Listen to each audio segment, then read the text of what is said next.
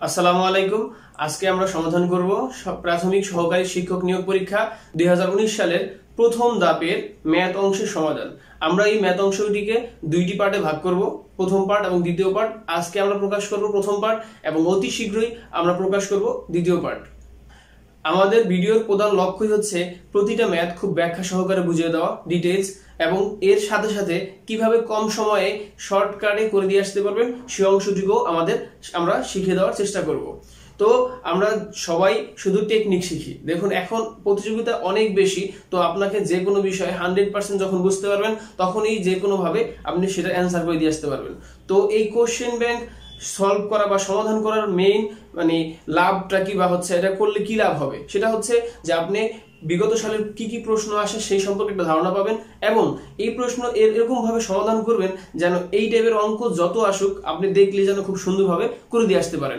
এই জন্য টেকনিক না করে শিখে এই যে প্রতিটা ম্যাথ খুব 100% খুব ডিটেলস শিখলে এই টাইপের যদি আরো 7-8টা অঙ্ক আসে তখন এটার অনুপাত করে ওটা করে দিয়ে আসতে পারবেন। কারণ ম্যাথের কিন্তু একটা নিজস্ব সিলেবাস থেকে আসে, যে এই আইটেম থেকে একটা ম্যাথ আসছে, পরবর্তী পরীক্ষাতেও কিন্তু ঠিক এই আইটেম থেকেই পরীক্ষা আসবে। সুতরাং এই বিগত সালের প্রশ্নগুলো দেখে আপনি যদি খুব খুঁটিনাটি ভেঙে ভেঙে দেখে শিখতে পারেন এই প্রশ্নগুলো ব্যাখ্যা করে, তাহলে পরবর্তীতে আপনি এখান থেকে অনেক বেশি অ্যাডভান্টেজ পাবেন। তো আমি বলবো, দেখুন, মনোযোগ সহকারে অবশ্যই দেখতে হবে। যদি আপনার দেখতে না ভালো লাগে তো ম্যাথ শিখতে পারবেন না। তো আপনাকে একটু সময় দিয়ে এই আশা করি খুব ভালো লাগবে এবং খুব বুঝতে পারবেন যে ভেঙে ভেঙে আমরা কিভাবে প্রতিটা ম্যাথ করি। আশা করি শেষ পর্যন্ত দেখলে খুবই উপকৃত হবেন। অঙ্কটি হচ্ছে একটি বর্গাকার বাগানের ক্ষেত্রফল 2025 বর্গমিটার, এর চারদিকে বেড়া আছে, বেড়ার মোট দৈর্ঘ্য কত? আচ্ছা, তাহলে দেখুন, আগে একটু চিত্র মাধ্যমে যদি আঁকি, ধরেন এটা একটা হচ্ছে বর্গাকার বাগান। ওকে, এখন বলছে এই বর্গাকার বাগানের টোটাল ক্ষেত্রফল দেওয়া আছে কত? 2025 বর্গমিটার। ওকে, এখন বলছে এর চারদিকে বেড়া দেওয়া আছে। হ্যাঁ, মোট বেড়া দৈর্ঘ্য কত? বেড়া গুলো এগুলো যদি আমরা বেড়া ধরি, হ্যাঁ, তাহলে এই শুধুমাত্র এদের দৈর্ঘ্য যদি এখান থেকে আমি স্টার্ট করি হাঁটা, তাহলে এখানে আমার হাইটা শেষ করলে আমি কত মিটার, এর হচ্ছে কত দৈর্ঘ্য কতটুকু হবে সেটা বের করতে বলছে। ওকে, তাহলে দেখুন, প্রথমে এই অঙ্কটা করার জন্য দুইটা সূত্র প্রয়োজন। আমি পাশে লিখে দিছি যে বর্গক্ষেত্রের ক্ষেত্রফলের সূত্র হচ্ছে a স্কয়ার আর পরিসীমার সূত্র হচ্ছে 4a, আর a হচ্ছে এখানে বাহুর দৈর্ঘ্য। ওকে, তাহলে দেখুন, যদি বাহুর দৈর্ঘ্য হয় তাহলে আমার কি দেওয়া আছে? ক্ষেত্রফল দেওয়া আছে। তাহলে আমি যদি বাহুর দৈর্ঘ্য a ধরি হচ্ছে দড়ি হচ্ছে বর্গক্ষেত্রের বাহুর দৈর্ঘ্য a, তাহলে ক্ষেত্রফল কত হবে? সুতরাং ক্ষেত্রফল সূত্র অনুযায়ী কি হবে? a square. তাহলে আমি বাহুর দৈর্ঘ্য a ধরায় তার ক্ষেত্রফল হলো a স্কয়ার এবং প্রশ্নে ক্ষেত্রফল দেওয়া আছে 2025। তাহলে এটাও ক্ষেত্রফল। তাহলে প্রশ্ন মতে আমি এই a স্কয়ার প্রশ্ন মতে লিখতে পারি a স্কয়ার ইকুয়াল হচ্ছে 2025। ওকে, এখন কোনোভাবে যদি আমি a এর মানটা নির্ণয় করি তাহলেই তো পরিসীমা বের করতে পারবো। আর পরিসীমাই হচ্ছে, আবার একটু এই জিনিসটা বলে নেই যে চারপাশে যে দৈর্ঘ্যটা এটাই হচ্ছে এই বর্গক্ষেত্রের পরিসীমা বোঝায়। হ্যাঁ, তাহলে যদি আমি কোনোভাবে এর মানটা বের করতে পারি তাহলে তো আমার পরিসীমাটা বের হয়ে যাচ্ছে। তাহলে এই ইকুয়েশন থেকে আমি এর মানটা বের করব। তাহলে এখানে এই a স্কয়ার ডান পাশে গেলে কি হবে? √2025। এখন তো সমস্যা যে আমি এটা বড় করব কিভাবে। আচ্ছা, তাহলে দেখুন, যেহেতু আমি শর্টকাটে করতেছি, এখানে আমি শর্টকাটে দেখাই দিব এবং অতি শীঘ্রই এরকম এই বর্গমূল কিভাবে নির্ণয় করতে হয় এর জন্য আলাদা একটা ভিডিও তৈরি করব। দেখুন, শর্টকাটে একটা টেকনিক হচ্ছে এরকম, বর্গমূল করেন তাহলে এটাকে দুইটা ভাগ করে ফেলবেন। হ্যাঁ, ভাগ করলে হচ্ছে এই 5-25 বর্গমূল করলে কত হয়? 5-5-25, আর 20 এর বর্গ সংখ্যা কাছাকাছি কত হয়? 4-4-16, 5-5-25, তাহলে 20 থেকে বড় হয়ে যাচ্ছে, তাহলে 4-4-16, তাহলে 4। তাহলে সুতরাং এই 2025 এর বর্গমূল হবে 45। সুতরাং হচ্ছে এখানে 45। আমি জানি এটা অনেকেই বুঝেন নাই, তো আমি বলতেছি যে অতি শীঘ্রই এই বর্গমূল কিভাবে ডিটেইলস দেওয়া, একবার ডিটেইলস বের করে এবার কিভাবে টেকনিক দিয়ে বের করে এ নিয়ে সম্পূর্ণ আলাদা একটা টিউটোরিয়াল আমি অতি শীঘ্রই তৈরি করব। আচ্ছা, তাহলে এই 2025 এর রুট করলে আসছে হচ্ছে 25।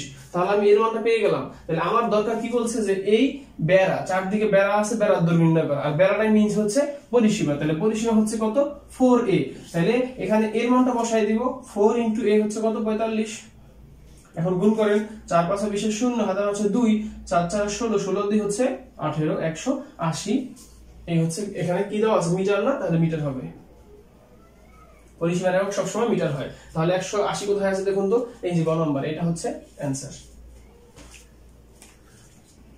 পরবর্তী অঙ্কটি হচ্ছে 0.1 ইন্টু 0.1 গুণ 1.2 ভাগ 0.01 গুণ 0.02 এর মান কত? এই অঙ্কটা দেখলে অনেকেই ঘাবড়া যান বা হচ্ছে অ্যান্সার সঠিকভাবে বের করতে পারেন না, গোলায় ফেলেন। তো আজকে দেখাবো কিভাবে খুব সুন্দরভাবে নির্ভুলভাবে সহজে অ্যান্সার বের করা যায়। দেখুন অঙ্কটা ছিল এরকম যে 0.1 গুণ হচ্ছে 1.1 গুণ হচ্ছে 1.2, নিচে হচ্ছে 0.01 0.02। ওকে, এখন আমরা এটুকু জানি যে দশমিক উঠায় কিভাবে, আমি একটু শিখাই নিচ্ছি আগে। যে দশমিকের জন্য একটা নিচে 1 দিতে হয়, দশমিকের পরে যে কটা সংখ্যা থাকে তত কটা শূন্য হয়। যদি এটুকু জানেন তাহলে অঙ্কটা হয়ে গেছে। ওকে, তাহলে দেখুন এখান থেকে আমরা নির্ণয় করি উপরে যে এই দশমিক যদি উঠাইতে চাই তাহলে দশমিকের জন্য একটা 1 একটা 0 আর উপরে থাকবে শুধু 1, ইনটু হচ্ছে আবার এখানে এই দশমিকের জন্য একটা 1 একের জন্য একটা 0 উপরে থাকবে শুধু 11, গুণ হচ্ছে আবার দশমিকের জন্য একটা 1 আর এই একটা সংখ্যার জন্য একটা 0 উপরে থাকবে হচ্ছে শুধু কি 12। ঠিক একই ভাবে নিচে আবার কি হবে, দশমিকের জন্য একটা 1, দশমিকের পরে কয়টা সংখ্যা, দুইটা সংখ্যা, এর জন্য দুইটা 0, উপরে শুধু থাকবে হচ্ছে 1, গুণ হচ্ছে এখানে দশমিকের জন্য একটা 1 আর এরপর দুইটা সংখ্যা, এর জন্য দুইটা 0, উপরে থাকবে শুধু হচ্ছে 2। আর এখানে মেইন দাগ কোনটা, এই যে এটা হচ্ছে ভাগ। ওকে, তাহলে আমরা জানি কি যে ভাগের সময় গুণ করলে কি ভগ্নাংশটা উল্টায় যায়। তাহলে আমরা ধরেন একটু আস্তে আস্তে করব। হ্যাঁ, তাহলে এখানে সেই ক্ষেত্রে এই অংশটা উপরে রেখে দিব। তাহলে কি হয়, উপরে রাখলে যে 1/10 এখানে ইনটু হচ্ছে 11/10 গুণ হচ্ছে 12/10। আর এই যে নিচেরটা ভাগ থাকলে সেটা গুণ দিলে কি হয়, উল্টায় যায়। তাহলে এটা উপরে যাবে, এগুলো উপরে যাবে, তাহলে কি হয়, এখানে উপরে 1 নিচে হচ্ছে 100, সরি যেহেতু এটা কিন্তু ভাগ ছিল, দেখেন আমি ডিরেক্টলি কি করলাম, ভাগের জায়গায় গুণ দিয়ে দিলাম, তাহলে নিচের ভগ্নাংশটা কি করে উল্টায় যাবে। তাহলে 100 যাবে উপরে আর নিচে আসবে 1, গুণ হচ্ছে আবার এখানে 100 যাবে উপরে, নিচে আসবে 2। দেখেন আমার বলতেছি কি করলাম আমি, এটা হচ্ছে মেইন দাগ ছিল আর দাগ মানে হচ্ছে ভাগ, আর ভাগের জায়গায় গুণ দিলে কি হয়, ভগ্নাংশ উল্টায় যায়। তো এইজন্য এই 100 যাবে উপরে, নিচে আসলো 1, আবার 100 যাবে উপরে। দেখুন এখন এটা কাটাকাটি করলে অঙ্কটা হয়ে যাচ্ছে। তাহলে এই শূন্যে এই শূন্য কাটা, এই শূন্যে এই শূন্য কাটা, এই শূন্যে এই শূন্য কাটা, এই 2 দ্বারা যদি 12 কাটি 6 দুগুণী 12। হ্যাঁ, এরপর হচ্ছে আর নিচে কোনো কাটাকাটি যাচ্ছে না। তাহলে কি হয়, 6 11 হচ্ছে 66 আর 66 সাথে থাকতেছে কত 10। 66 সাথে 10 গুণ করলে কি হবে, 66 কে 66 আর একটা 0, তাহলে কত আসছে 660।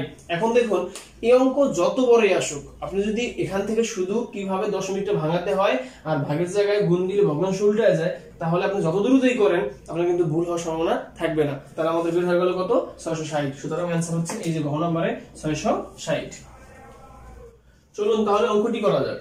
দেখুন বলছে যদি তেলের মূল্য 25% বৃদ্ধি পায় তবে তেলের ব্যবহার শতকরা কত কমালে তেল বাবদ ব্যয় বৃদ্ধি পাবে না। আচ্ছা দেখুন এখানে বলছে যে হচ্ছে এই তেলের মূল্য কয় পার্সেন্ট বৃদ্ধি পাইছে, 25% বৃদ্ধি পাইছে। তাহলে দেখুন ধরুন আমি আগের বছর হচ্ছে 20 টাকা তেল ইউজ করতাম আর এখন ওই তেলই হচ্ছে 25% বৃদ্ধি পাইছে, 25 টাকা ধরেন শতকরা বৃদ্ধি পাইছে। তাহলে কতটুকু তেল কম ব্যবহার করলে আমার ওই 20 টাকার তেল ইউজ করব কিন্তু খরচ আমার বৃদ্ধি পাবে না। তাহলে দেখুন এখানে 25% বৃদ্ধি পাইলে বিক্রয় মূল্য কত দাঁড়ায়, যে 100 যোগ হচ্ছে 25, তাহলে মোট আসছে কত 125 টাকা।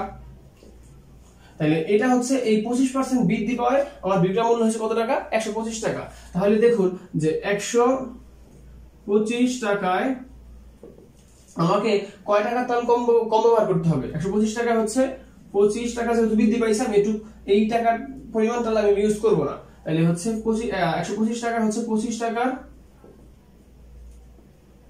তেল কম ব্যবহার করব, কম ব্যবহার। আচ্ছা তাহলে সুতরাং 1 টাকা কয় টাকা হয়, 1 টাকায় হচ্ছে তাহলে কি হবে কম হবে, তাহলে 25 বাই হচ্ছে 125 টাকা তেল ব্যবহার কম। আচ্ছা তাহলে আমার বের করতে হবে আমি আগে কিনছিলাম কয় টাকায়, 100 টাকায়, যেহেতু পার্সেন্টেজ হিসাব সুতরাং আমরা বের করব যে 100 টাকায় আমরা কত টাকা, যেহেতু বলছে শতকরা বলে দিছে তার মানে হচ্ছে কি 100 টাকায় আমি কত টাকা তেল কম ব্যবহার করব। তাহলে হচ্ছে 25 ইনটু হচ্ছে 100 বাই 125, আর কাটাকাটি করলে 25 থেকে 25 5 25 125, 5 থেকে 5 5 2 100, সুতরাং হচ্ছে 20 টাকা। সুতরাং আমার হচ্ছে 100 টাকায় 20 টাকার তেল কম ব্যবহার করলে ব্যয় আমার বৃদ্ধি পাবে না, মানে আগের মধ্যে থাকবে। সুতরাং সঠিক উত্তর হবে 20। তাহলে 20 আছে কোথায়, এই যে খ নম্বরে। এখন আসুন এটা শর্টকাটে কিভাবে করবেন। দেখুন শর্টকাটের নিয়ম হচ্ছে যদি বৃদ্ধি পায় যদি বৃদ্ধি পায় বলে তাহলে নিচে হচ্ছে 100 যোগ এই বৃদ্ধি পাইলে যোগ হবে, যত বৃদ্ধি পায় তার সাথে 100 সাথে এই 25 যোগ হবে। আর যদি বলে ক্ষতি হয় মানে কম ক্ষতি হয় হচ্ছে কমে যায় তাহলে বিয়োগ হবে। আর উপরে হচ্ছে 25 ইনটু হচ্ছে 100, তার মানে 25 সাথে 100 গুণ করতে হবে। আর নিচে যদি হচ্ছে বৃদ্ধি পায় তাহলে 100 সাথে 25 যোগ করতে হবে, তাহলে কত হয় 125 আর উপরে হচ্ছে 25 ইনটু হচ্ছে 100, কাটাকাটি করুন 5 25 125 5 20 120, তাহলে হচ্ছে এই হচ্ছে 20। এটা হচ্ছে তাহলে মূল নিয়ম আর এটা হচ্ছে টেকনিক। আশা করি অঙ্কটি খুব ভালোভাবে বুঝতে পারছেন। পরবর্তী অঙ্কটি হচ্ছে একটি সেনাবাহিনীর গুদামে 1500 সৈনিকের 40 দিনের খাদ্য মজুদ আছে। 13 দিন পর কিছু সৈনিক অন্য জায়গায় চলে গেল, বাকি খাদ্য অবশিষ্ট সৈনিকদের আরো 30 দিন চললো। কতজন সৈনিক অন্য জায়গায় গিয়েছিল? আচ্ছা, তাহলে দেখুন এখানে একটা জিনিস স্পষ্ট হচ্ছে আমরা যে এখানে সৈনিক আছে কতজন, 1500 জন। ওকে, আর এই 1500 জন সৈনিক কতদিন খাইতে পারবে বলছে? 40 দিন খাইতে পারবে। ওকে, কিন্তু দেখা গেল 13 দিন খাওয়ার পরে কিছু সৈনিক অন্য জায়গায় চলে গেছে, তাহলে 13 দিন খাইছে, তাহলে আমাদের দিন বাকি থাকে কতটুকু? দেখুন যদি 13 দিন আমার 40 দিন ছিল আর খাইছে কতদিন? 13 দিন, তাহলে 40 থেকে 30 40 থেকে 13 বিয়োগ করলে থাকতেছে কত? 27, যে 3 7 আর আছে 2 27 দিন। তাহলে এই 13 দিন খাওয়ার পরে বাকি থাকলো কত দিন? আমার 27 দিন। ওকে, এখন বলছে যে আর কিছু বলে দাও নাই, এখন শুধুমাত্র বলছে যে কতজন মানে হচ্ছে ওই বাকি জন যতজন ছিল তারা ওই খাবারটা হচ্ছে 30 দিন খাইছে। দেখুন আমার দিন বাকি ছিল কয়দিন? 27 দিন, বাট এখানে খাইছে কয়দিন? 30 দিন, মানে 3 দিন বেশি খাইছে। তার মানে হচ্ছে কি কিছু সৈন্য অন্য জায়গায় চলে গেছে, সেটা এখানে বলেই দিছে, আর সেই কতজন চলে গেছে সেটাই বের করতে হবে। তাহলে দেখুন এই যে 27 দিন, এই 27 দিনের মানে খাবার আছে কতজনের? 1500 জনের ছিল। আচ্ছা, তাহলে দেখুন যে 27 দিনের খাবার আছে কতজনের? সৈন্য তো ফিশ থাকবে 1500 জন। আচ্ছা, 1500 জনের। ওকে, এখন কিন্তু তারা খাইছে কত দিনের?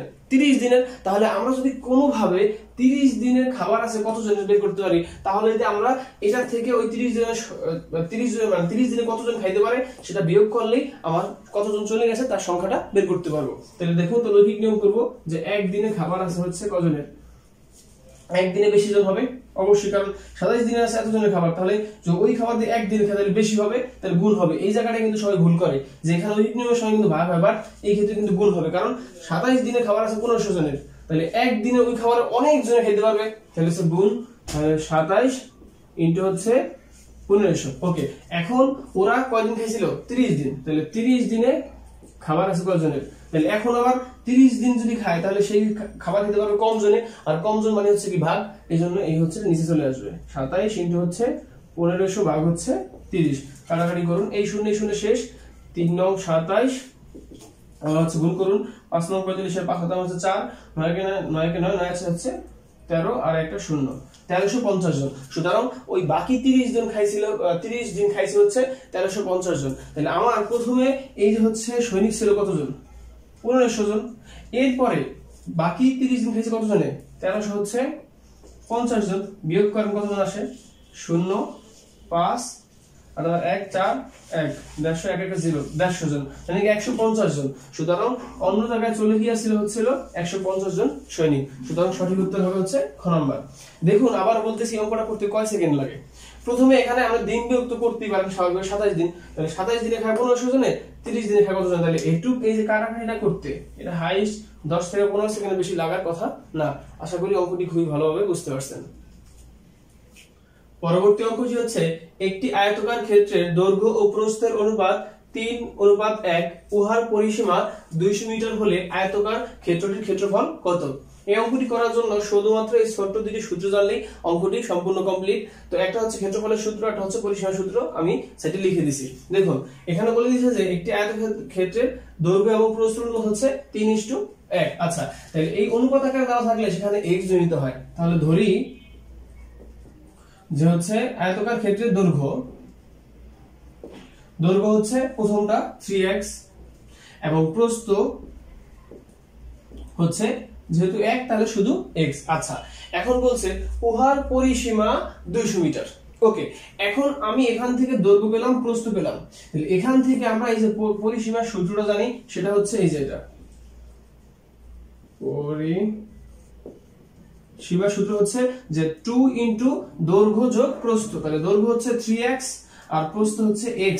তাহলে এটাও একটা পরিসীমা, আর কোশ্চেনে দেওয়া আছে হচ্ছে পরিসীমা হচ্ছে 200 মিটার। তাহলে প্রশ্ন মতে আমি লিখতে পারি না যে এই পরিসীমা সমান এই পরিসীমা, তাহলে ডিরেক্টলি এটা সমান আমি 200 লিখে দিতে পারি।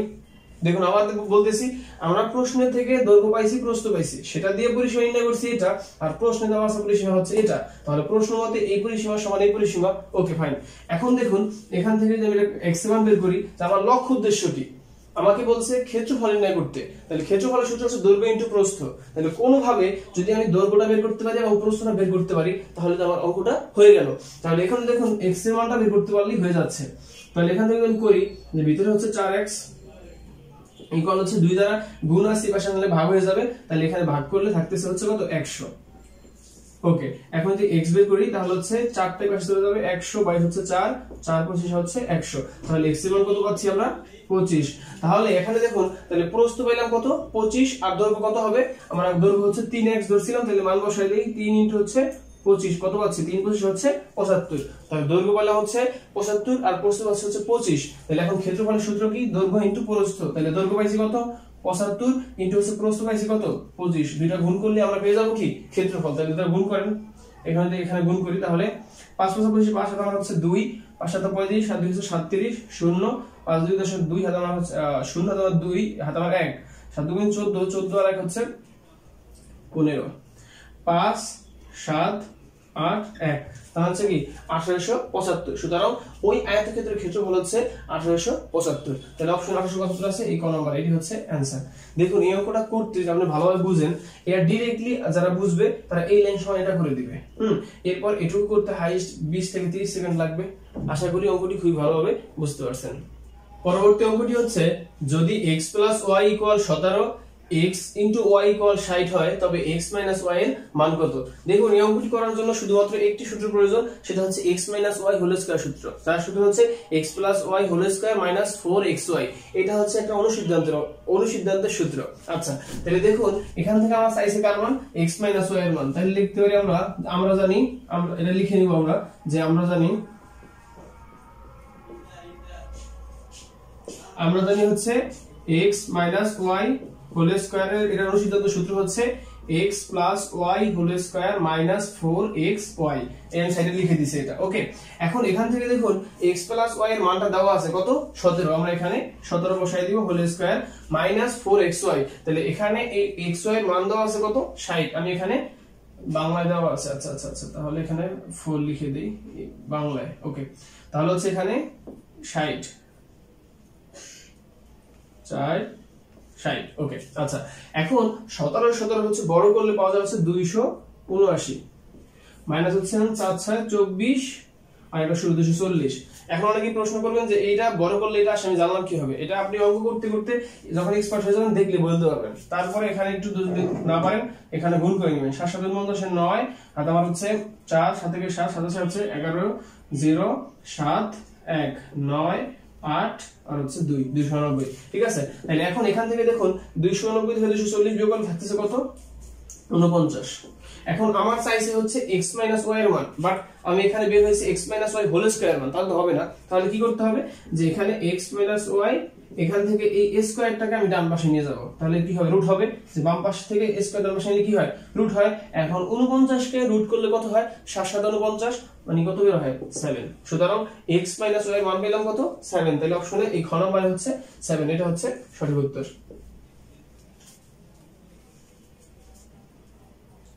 7 বাংলায়। পরবর্তী অঙ্কটি হচ্ছে যদি x - y হোল স্কয়ার = 12 এবং xy = হচ্ছে 1 হয়, তবে x² + y² এর মান কত? দেখুন ঠিক আগের অঙ্কটার মতোই এই অঙ্কটা করার জন্য শুধুমাত্র এই ছোট্ট একটা সূত্র প্রয়োজন, সেটা হচ্ছে x² + y²। এটা একটা হচ্ছে অনুসিদ্ধান্তের সূত্র। এটা সূত্র হচ্ছে x - y whole square plus হচ্ছে 2xy। ওকে, তাহলে দেখুন আমার চাইছে কিসের মান?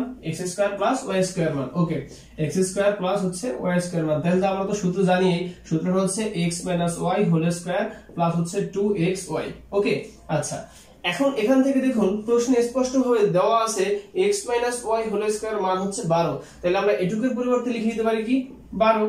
আচ্ছা, এরপরে হচ্ছে 2xy, তাহলে প্লাস 2xy এর মান কত 1 গুণ হচ্ছে 1।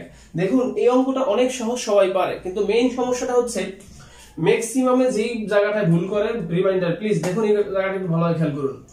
এই জায়গাতে হচ্ছে x - y হোল স্কয়ার মান দেওয়া আছে 12, বাট সবাই ভুলটা করে এখানে যে x - y মান 12 বসায় আর উপরে a স্কয়ারটা রেখে দেয়, তখন আর অঙ্কটা হয় না। দেখুন এটা হচ্ছে অঙ্কের একটা ট্রিক্স, এটা অনেকেই খেয়াল করবে না।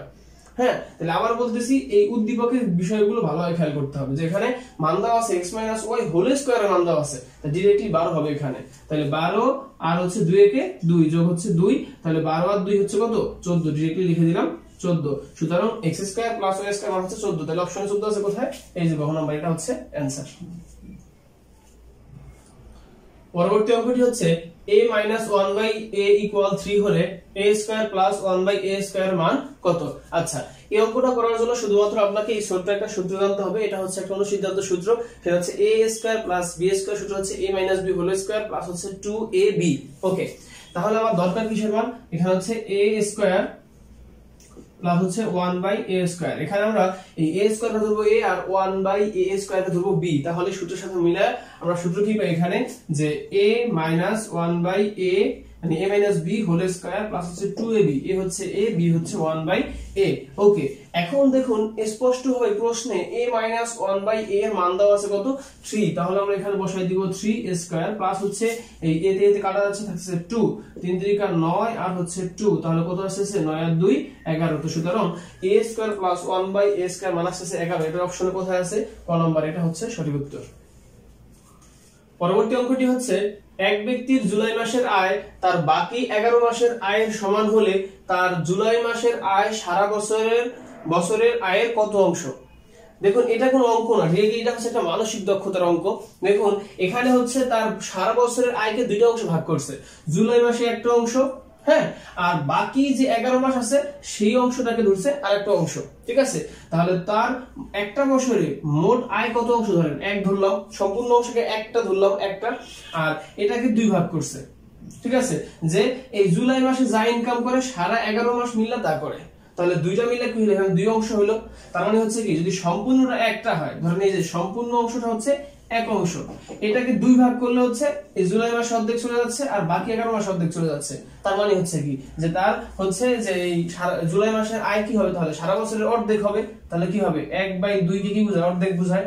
তাহলে এর সঠিক উত্তর কত, খ নাম্বার। দেখেন আবার বলতেছি, যেখানে বলছে জুলাই মাসে যা আয় করে আর সারা 11 মাসে তা সমান করে, তাহলে একটা বছর যদি আমি দুইটা ভাগ করি, তাহলে এখানে একটা অংশ আসবে, এখানে একটা অংশ আসবে, তাহলে অর্ধেক অংশ কার, জুলাই মাসের, আর বাকি অর্ধেক অংশ কার, পুরো 11 মাসের। তাহলে মানে কি হচ্ছে, তাহলে পুরো অংশের কতটুকু অংশ হচ্ছে সে জুলাই মাসে ইনকাম করে, অর্ধেক অংশ, তাহলে 1/2 হচ্ছে অর্ধেক। সুতরাং आंसर হচ্ছে খ নাম্বার